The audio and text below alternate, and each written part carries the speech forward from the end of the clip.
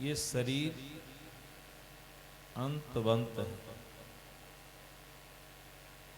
अर्थात छूटने वाला है। ऐसे ठीक से चिंतन करें।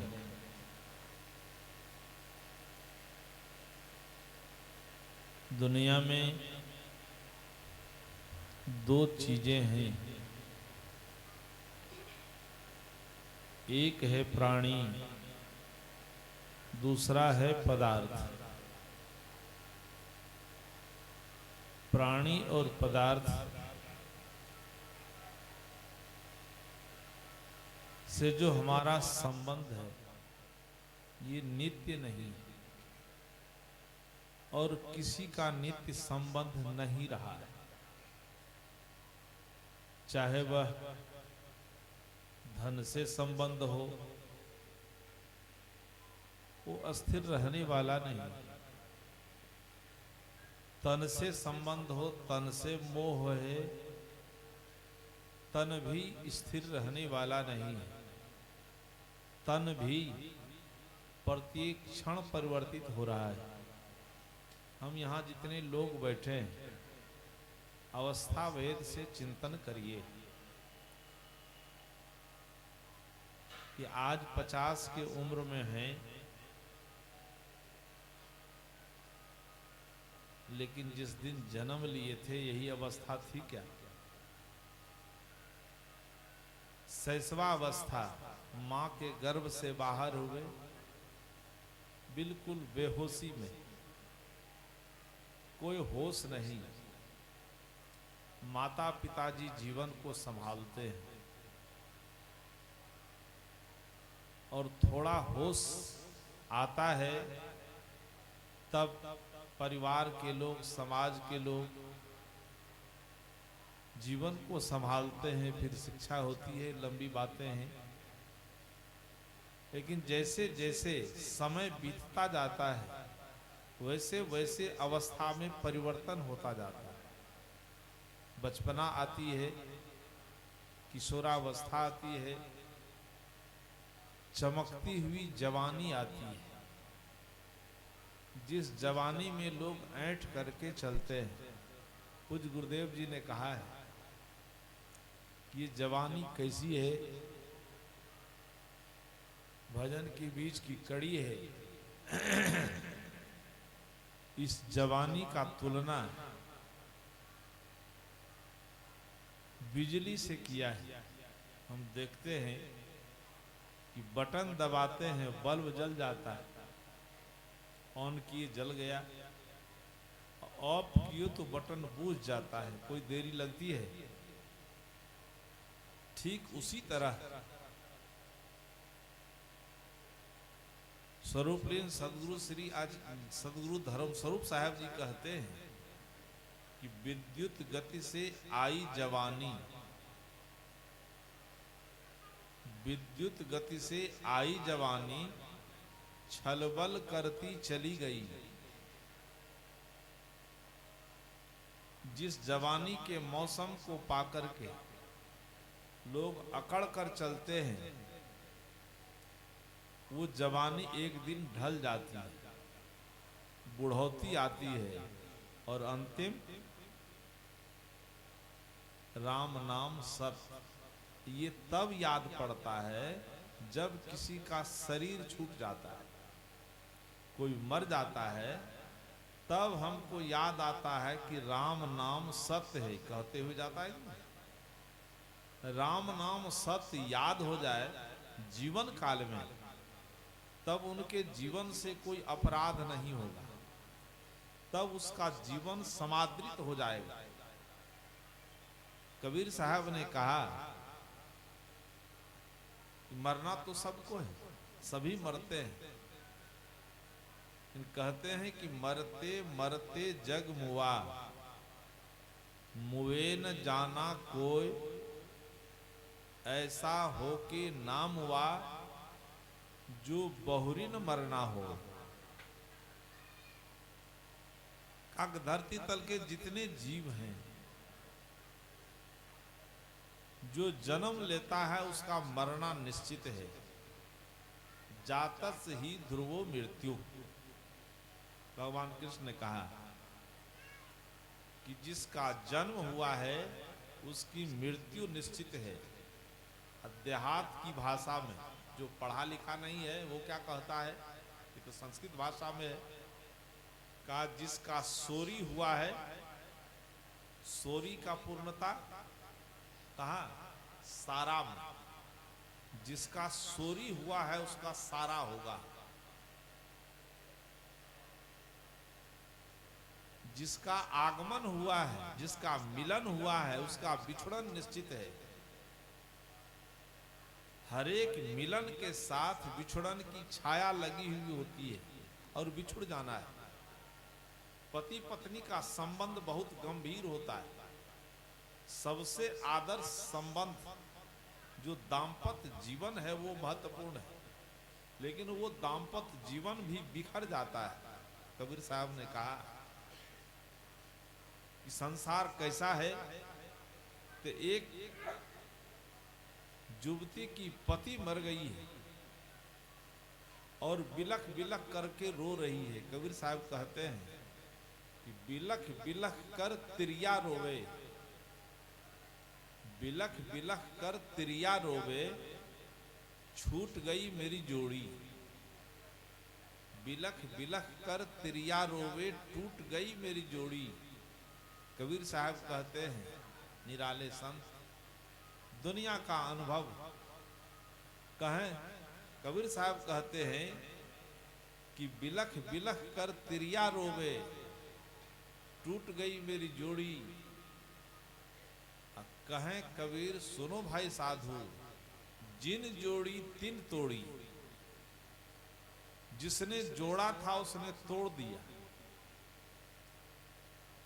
तो संबंध बहुत नाजुक है, चाहे प्राणी से हो चाहे पदार्थ से। लेकिन इतना कहने मात्र से कि संबंध नाजुक है और चुप हो जाएं, घर छोड़कर चले जाएं, ये उचित नहीं है, ये न्याय संगत नहीं है। और यह ज्ञान केवल मनुष्य को है, मानवेतर प्राणियों में यह ज्ञान नहीं है। करना क्या है, शरीर तन छूटेगा, तन का सदुपयोग जो कर लेता है वह आदमी धरती पर समादृत हो जाता है। जो धन का सदुपयोग कर लेता है, धन का प्रयोग कर लेता है, वो उसका जीवन समादृत हो जाता है। जो पदार्थ का सदुपयोग कर लेता है उसका जीवन समादृत हो जाता है, संपूजित हो जाता है, सम्मानित हो जाता है। आज इतिहास में इतिहास उठाकर देखें कि जो इतिहास अपने गर्भ में कुछ व्यक्ति का नाम छिपा कर रखा हुआ है, कुछ व्यक्ति का नाम इतिहास से बाहर कर दिया जाए तो इतिहास खाली हो जाएगा, हिस्ट्री में कुछ नहीं रहेगा। उस इतिहास में कुछ महापुरुष हैं, कुछ संत हैं, कुछ राजनीतिक लोग हैं, कुछ समाज सेवी हैं, भगत सिंह, चंद्रशेखर आजाद, तांतिया टोपे, महात्मा गांधी, इन जो महापुरुषों को नाम देख रहे हैं इतिहास में, इनके चलते इतिहास गौरवान्वित है। माताओं में दर्जनों ऋषिकाएं हैं, दर्जनों साध्वी हैं, मीरा है, गार्गी है, अनुसुईया है, सावित्री है, सबरी है। क्या किया इसने? सबरी का शरीर बच रहा है क्या? शरीर सड़ गया होगा। मीरा का शरीर सड़ गया होगा, लेकिन मीरा का जो आदर्श है, मीरा का जो गुण है, मीरा में जो समर्पण की बुद्धि है कि जीवन को समझ करके मीरा जीवन को जी लिया। क्या समझा? बाहर संसार है, संसार से मेरा संबंध अस्थायी रहने वाला नहीं। तो शरीर का सदुपयोग किया दो रूपों में, क्योंकि इस जीवन का उपयोग हम दो रूपों में कर सकते हैं। एक है अपना उद्धार और दूसरा है जीव जगत का परोपकार। जो अपना उद्धार कर लेता है, अपना उद्धार करने का मतलब है कि मन इंद्रियों को संयत कर लेता है। जिसका मन संयत हो गया, वाणी संयत हो गया, जिसकी सारी ऐन्द्रिक संयमशीलता जिनको आ गई, संयमशील होकर जब जीवन जीता है तो जीवन का जो चरम परम लक्ष्य है आत्म कल्याण, वहां तक हम पहुंच पाते हैं। तो अपना उद्धार हम करेंगे श्रम से और सेवा से। कि शरीर है, शरीर छूटेगा, इस शरीर से का हम सदुपयोग करें, इस शरीर से हम सेवा दें। अपने लिए सब लोग सेवा दे रहे हैं, बच्चों को जन्म देना सबसे महत्वपूर्ण काम है, क्योंकि दुनिया को नई दिशा देने वाला मनुष्य है और वह मनुष्य बच्चे के रूप में जन्म लेता है और उस बच्चे को जन्म देने वाले दो व्यक्ति हैं, एक है स्त्री, दूसरा है पुरुष। ऋषि ने कहा कि संतति को जन्म देना ब्रह्म प्राप्ति के योग्य है। मोक्ष प्राप्त कर सकता है जो संतति को जन्म देता है, लेकिन उस संतति कैसी, उस संतान कैसा, वह आदर्श संतान हो, उसका जीवन अध्यात्म से भरा हो, समाजवाद से भरा हुआ हो, ऐसे संतति को जन्म देना पूजा है। उसके बाद अपना कल्याण करने के लिए, क्योंकि एक संतति का जन्म नहीं होगा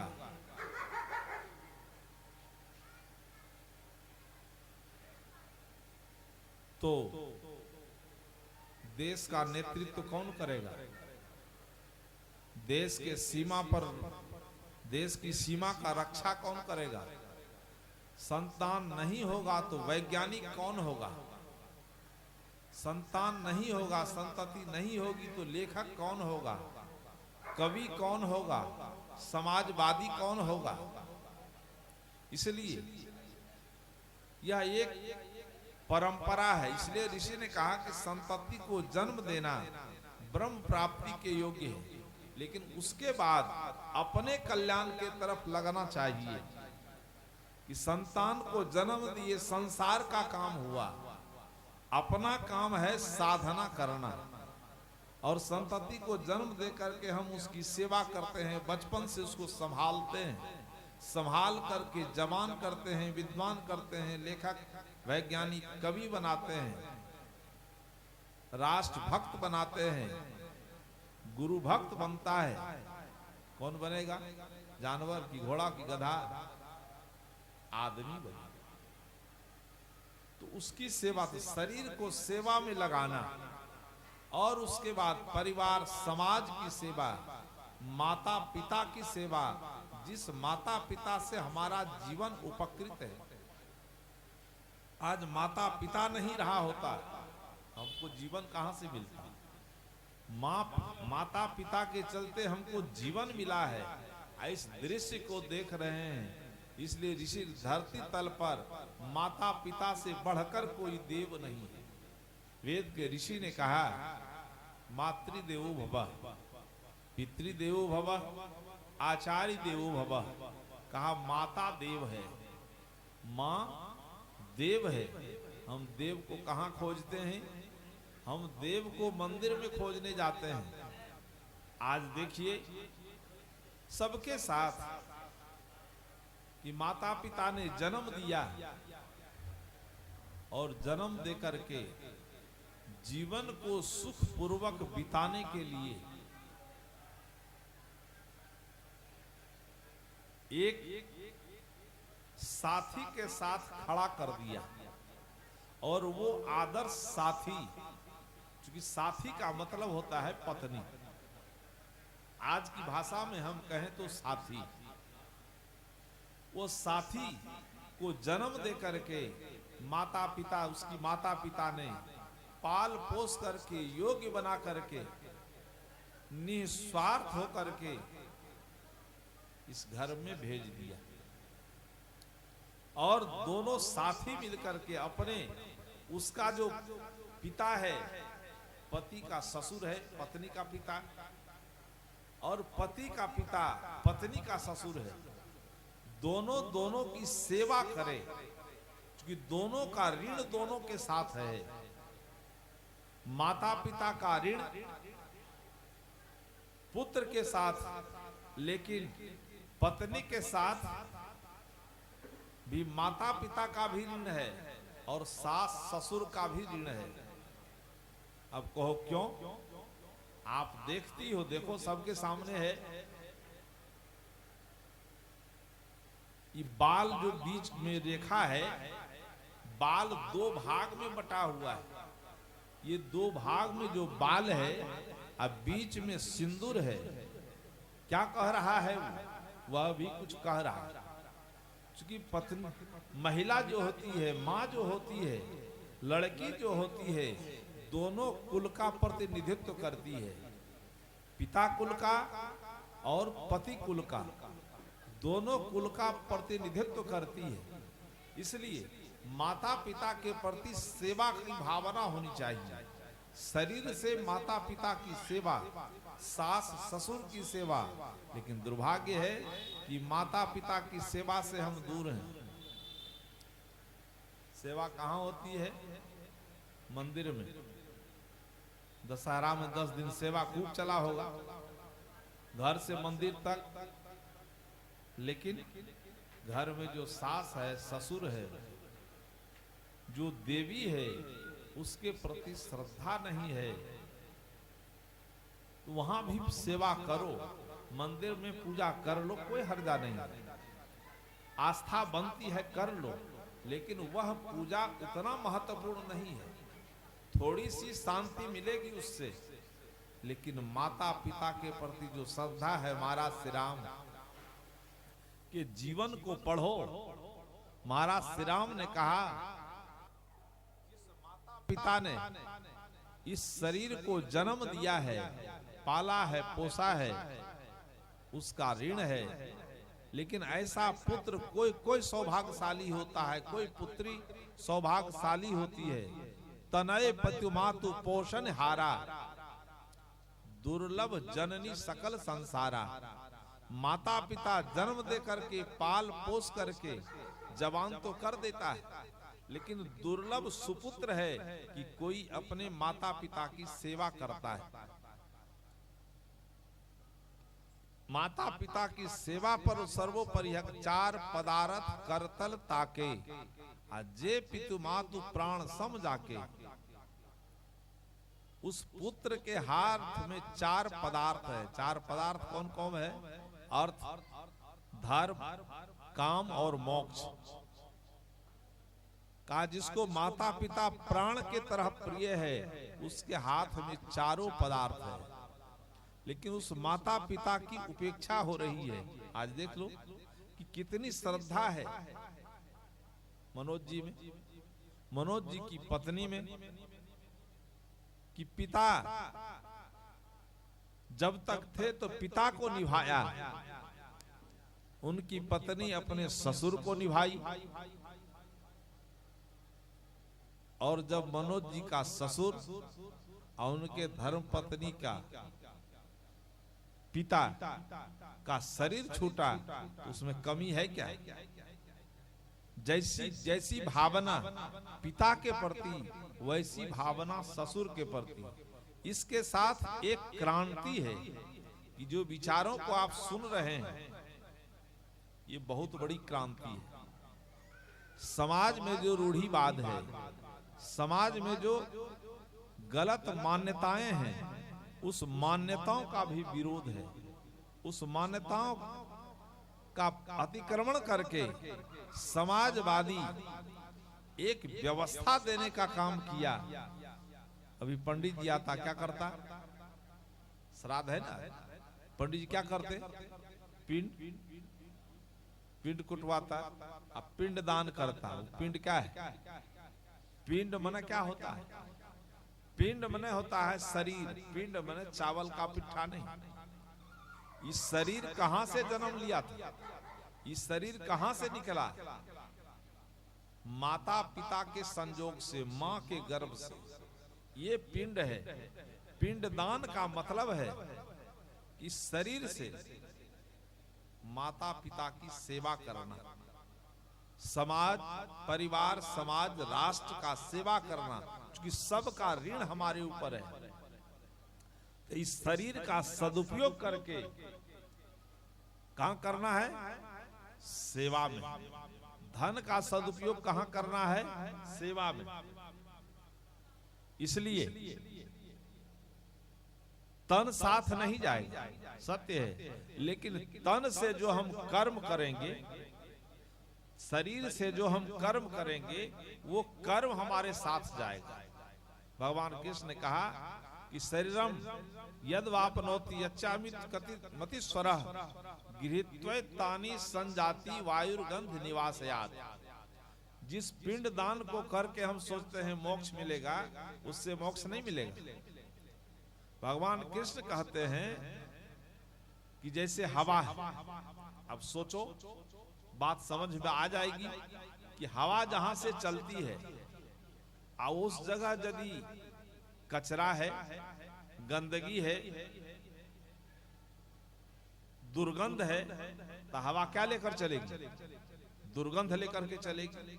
और वहां यदि रात रानी फूल खिला हुआ है, गुलाब फूल खिला हुआ है, चमेली खिला हुआ है, तब क्या लेकर चलेगा? तब सुगंध लेकर के चलेगा। तो जहां से हवा चलती है, जिस स्थल से, उस स्थल से सुगंध और दुर्गंध को साथ लेकर चलती है। ठीक उसी तरह से यह आत्मा जिस शरीर में निवास करती है, उस शरीर के जो द्वारा जो सदकर्म होता है, जो असदकर्म होता है, उस संस्कार को साथ लेकर चलता है और उसी संस्कार के अनुसार दूसरा शरीर धारण करता है। पिंडदान करने से स्वर्ग हो जाएगा? होगा? कर्म को सुधारने से होगा कि अपने हम कर्म को ठीक करें। कबीर साहब ने कहा कि करहु विचार तो सब दुख जाई। हर एक जगह विचार करो, चिंतन करो कि साथ में जाने वाला क्या है? सदकर्म। सदकर्म हम करेंगे तो हमको सम्मान मिलेगा। सदकर्म करके हम शरीर छोड़ते हैं तो लोग सम्मानित करेंगे। महात्मा गांधी का जब शरीर छूटा, जब गोली लगी, गांधी जी गिर जाते हैं, धाराशाही हो गए। रामधारी सिंह दिनकर, राष्ट्र कवि रामधारी सिंह दिनकर जी और नेहरू जी दोनों आमने सामने बैठे हैं, भारत के प्रथम प्रधानमंत्री। प्रधानमंत्री जी कहते हैं नेहरू से कि दिनकर जी, गांधी की मृत्यु हो गई है, गांधी के मृत्यु पर आप कुछ कहिए।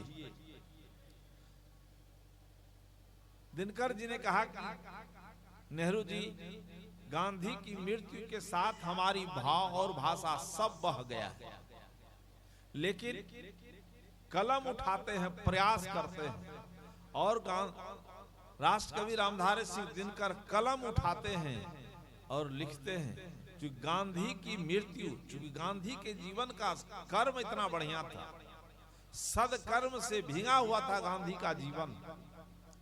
गांधी के शरीर की मृत्यु हुई। रामधारी सिंह दिनकर की जब लेखनी चली, उस लेखनी की पहली पंक्ति है, नेहरू से कहा कि ये लाश गांधी का नहीं है, शरीर मर गया है, शरीर को छूटना ही है, एक न एक दिन छूटेगा, लेकिन इस शरीर के द्वारा जो सदकर्म किया है गांधी, उस सदकर्म लगता है कि गांधी मरा नहीं है। आज गांधी भारत नहीं, विश्व के चौराहे पर खड़ा है, कहा उस सब यात्रा को देख करके एक पंक्ति लिखता है कि ये अर्थ ही नहीं है गांधी की, गांधी की मृत्यु में, गांधी के लाश में, गांधी की लाश नहीं दिखाई देती है, गांधी के लाश को नहीं देखता है, क्योंकि जिसके चलते समूचे विश्व में, केवल भारत नहीं समूचे विश्व में जो इस भारत का सम्मान फैला हुआ था, भारतीय सम्मान का एक आभूषण महात्मा गांधी थे, और जब उसकी मृत्यु हुई लाश को कहते हैं कि ये अर्थी नहीं है गांधी की, कहा क्या है, कहा ये अर्थी भारत माता की। आज भारत माँ की मृत्यु हुई है, गांधी की नहीं। गांधी हर एक चौराहे पर खड़ा है। क्यों? गांधी जी शरीर को बहुत बढ़िया से सजाते थे क्या? गांधी जी देखने में भी सुंदर नहीं थे, अब पढ़ने में भी बहुत बढ़िया विद्यार्थी नहीं थे। क्या करते थे गांधी जी? गांधी जी शरीर को नहीं सजाते थे, गांधी जी जीवन को सजाते थे। गांधी जी की भाषा सजी हुई थी, गांधी जी के पास आत्मबल था, गांधी जी की आंखें सजी हुई थी, संपूर्ण इंद्रियां संजत थी, और जीवन को सदकर्म से इतना सजा लिया था। उस सजावट बाहर में आज लोग करते हैं, नहाया धोया, सेंट लगाया, साबुन लगाया, और सेंट लगाकर चौराहे पर चलता है। उस सेंट की अवधि, क्रीम लगाकर चलता है, उसकी अवधि कुछ क्षण में ही वो क्रीम का जो लाइट है वो गिर जाएगा, सेंट समाप्त हो जाएगा।